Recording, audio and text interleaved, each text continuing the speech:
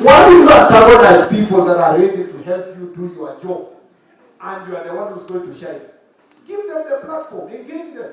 You cannot have been an OCS of a particular place, na utembee around, wewe hata mazishi yako hapo, utawahi enda katika kanisa kwa hiyo locality, wewe hata kusalimia watu kwa area hiyo wenye wakiwa na shida ama wakifurahi, hata engagement iko hapo unapitia unasema mimi ni OCS wa area, bali zenu mko sawa?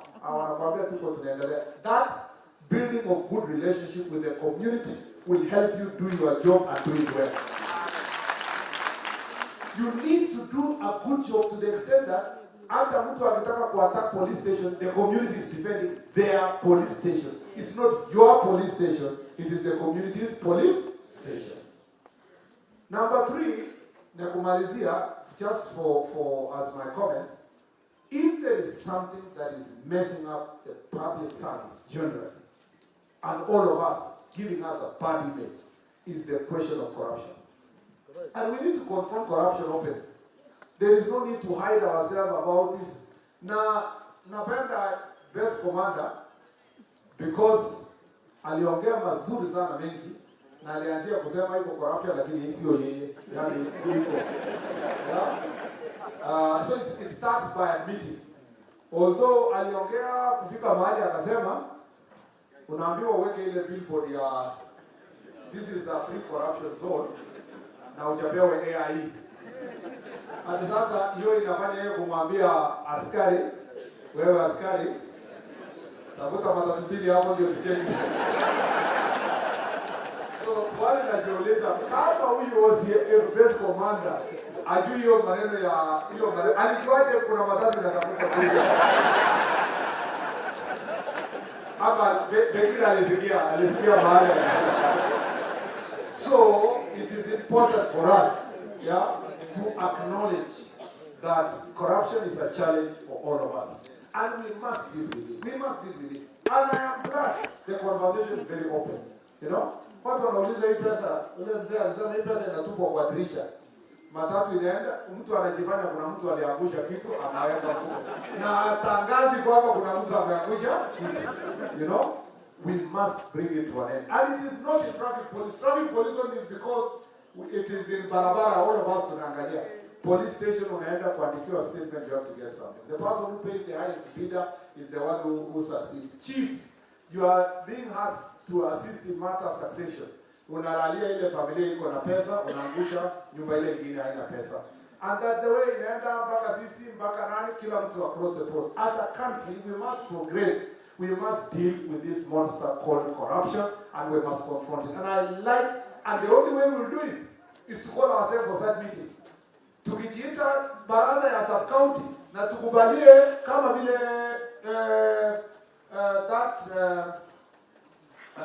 gentleman who spoke on behalf of bunge la wananchi. Kwenye nchi. If we can have a robust, honest conversation, iko na self-fake. Sasa tunaenda face to face. Hii yenye inaeleza hii corruption hii kufichana. Tunajua wote OCS amechukua kitu lakini kwa plain tu huko maneno zaidi. We need to have this forum in the grassroots so that we can confront this issue of corruption.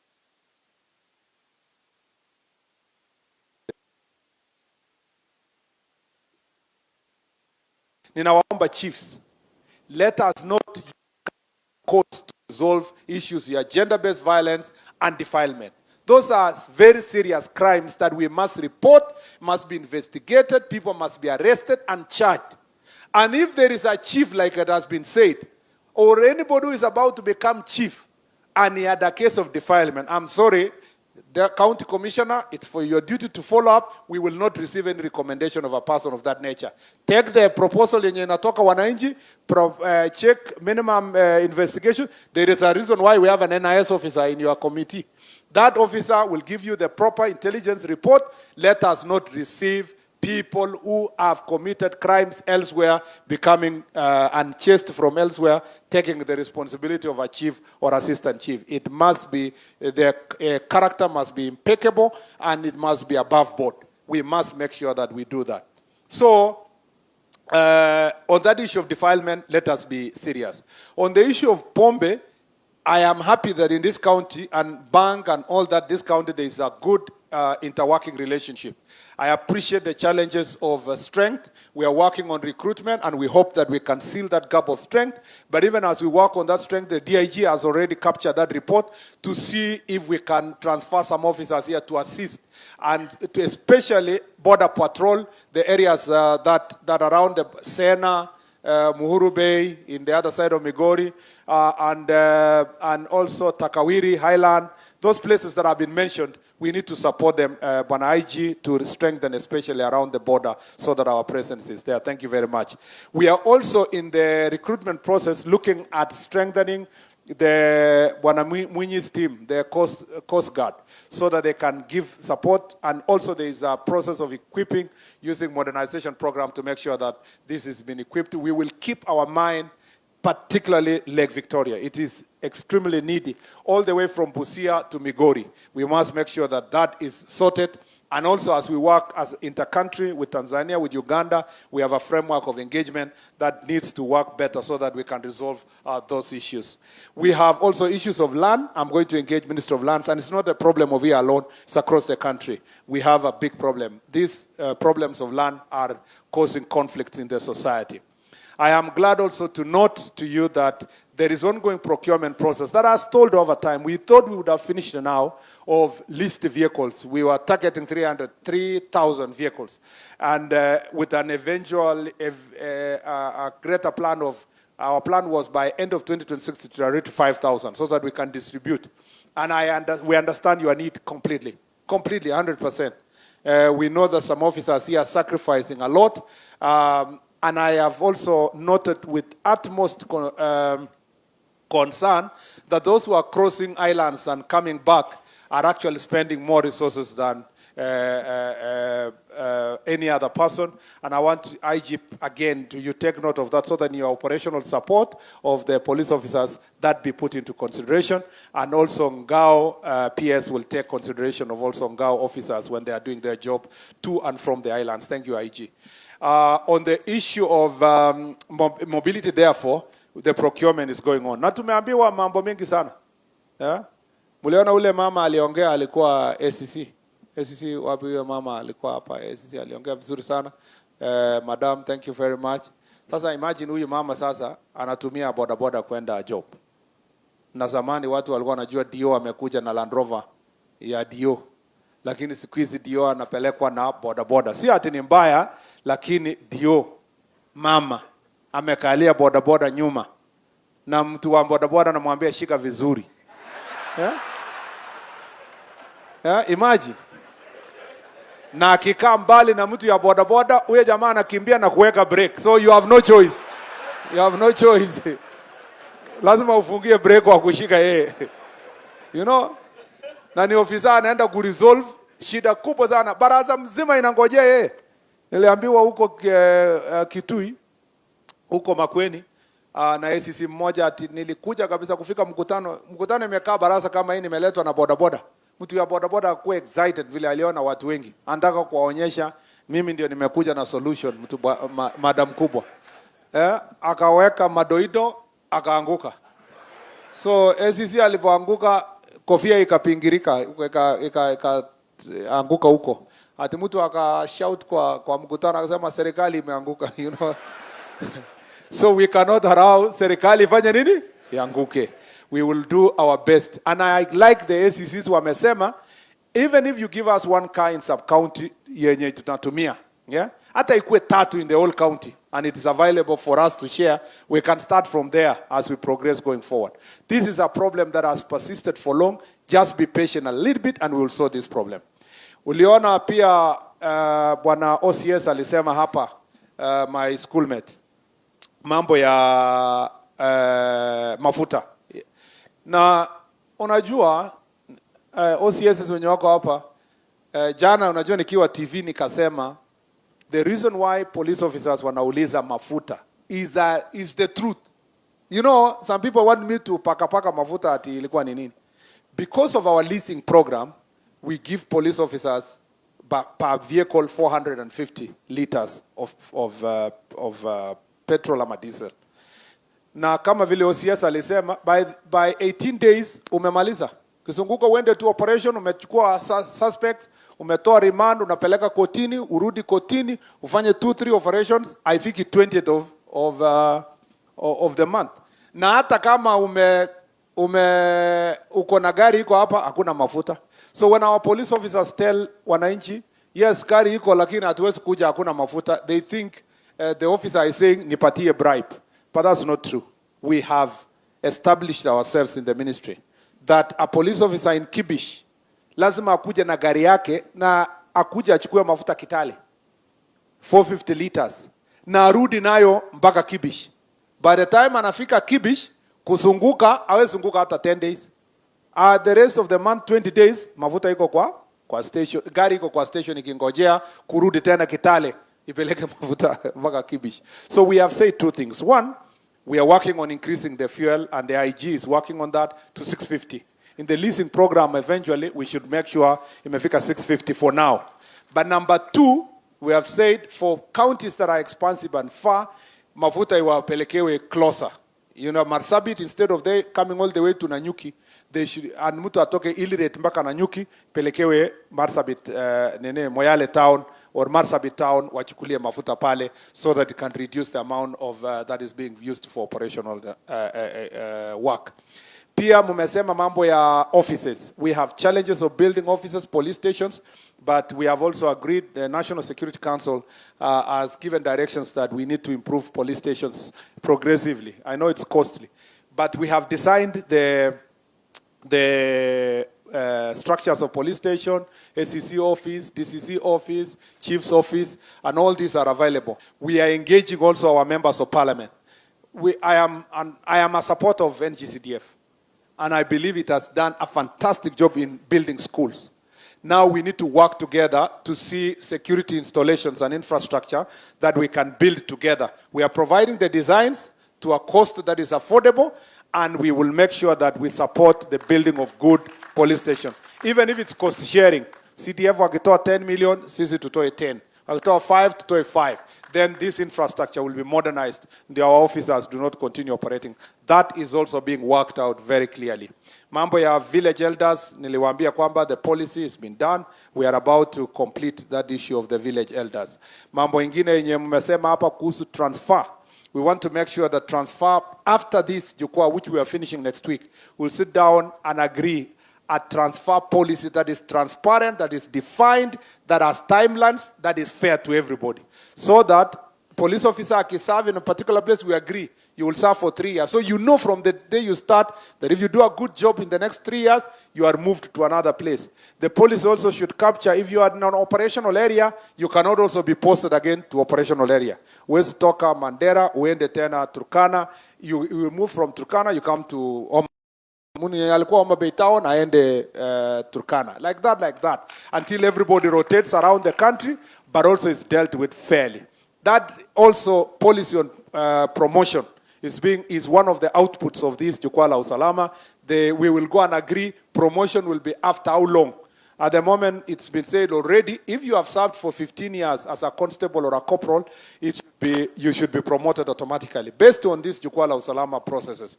And also, if you have served for 10 years as an inspector of police, you should also be promoted. Those issues are being done, including reorganizing mambo ya, career progression in the National Police Service. The other issue that we are dealing with is the issue of digitization, mambo ya equipping. We're working with our Ministry of ICT. Our PS here is sitting with the PS ICT. There is a negotiation ongoing to see how we can progressively equip our police stations with ICT infrastructure, including printers, computers that can help us to be able to move forward. I gave also a policy direction that all the police stations, especially that we will build anew, all of them as we with their CCTV cameras, so that it can assist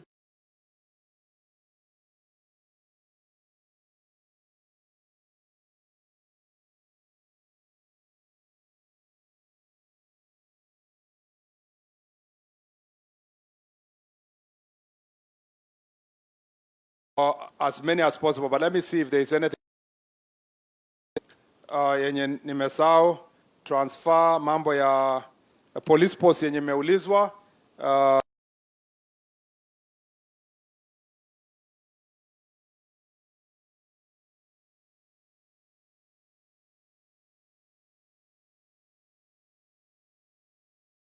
The college and the university I've spoken about here is a national problem. We are told in Kaimosi, we are told in Kitale, we are told all over. There is a problem that the students don't have good hostels.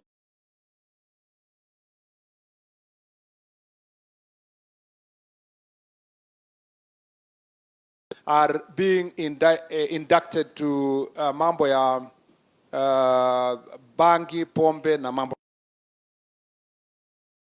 Hapa at Tomboya University here, the government is working on hostels that will accommodate the students inside as part of affordable housing. In other places, the community is saying, this is good business, we'll build the hostels ourselves and rent it out. We must establish a clear thing and have security conversation with the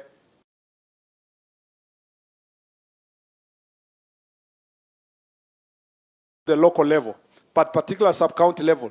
Student leaders and dean of students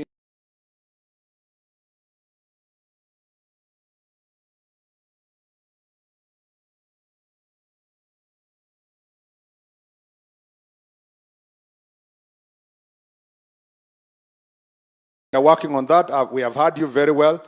What Bunge la Mwananchi guy, why I wanted to hear that properly, is exactly what's happening in Kisii, where there is a group that is forming itself around border, and they are picking people and torturing them, and they even have a torture chamber where people are being tortured. And I think we had already discussion with the security committee. There will be an operation that we know what to do, including the issues of handicap, because the same is happening also in Kisii and some other counties. And I think it's something that the IG has taken note of, the deputy IG who is here has taken note of on behalf of National Police Service.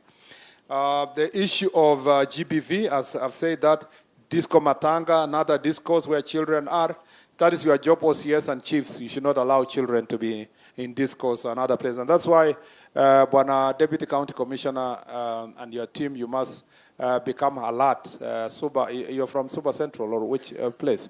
You must always remain alert in the work you do, so that you... supply of documents, training, we are really, and I wanted to say this, we have realized that most of our police officers, the last time they even have a gun, but the last time they cocked and used it is when they left college or at college, because where they are, they didn't need to use the gun anyway. But where do they own their skills? There must be continuous training so that their shooting ranges, refresh, because also new types of ammunitions are brought. People must be put into speed to make sure that they understand those.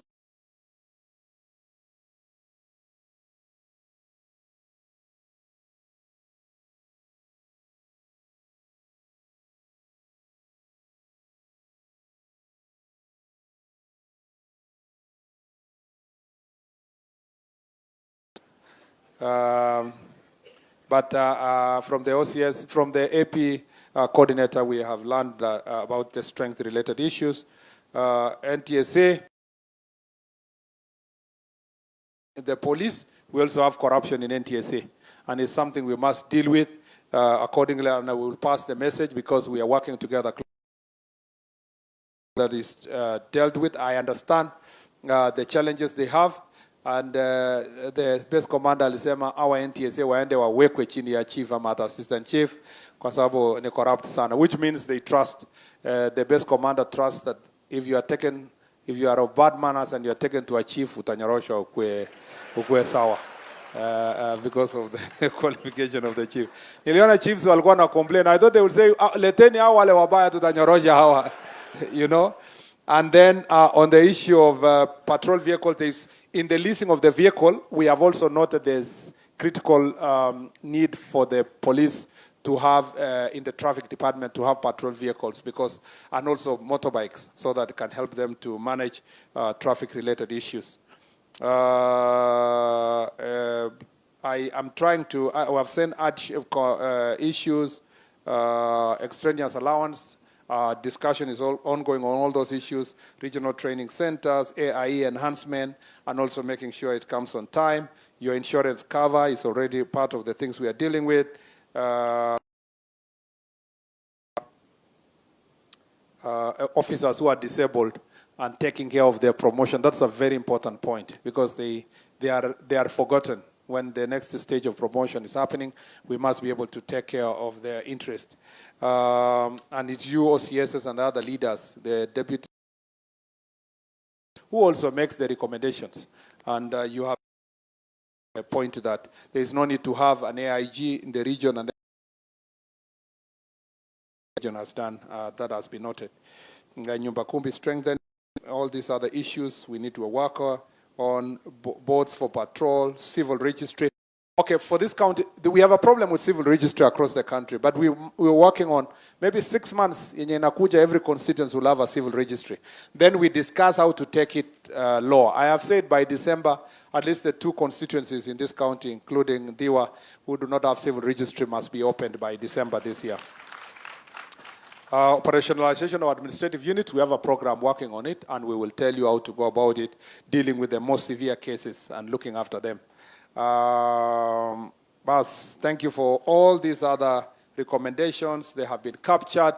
In the interest of time, you will allow me now to invite Honorable Kaluma. He will say one word. I invite Honorable Peter. And you need to recognize Bwana Mheshimiwa.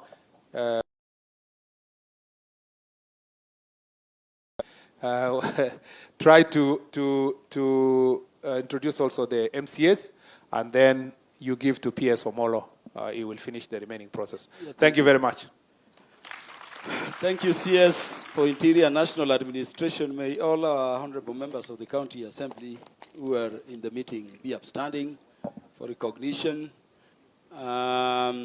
CS, this is a big team from our County Assembly. We work together as leaders.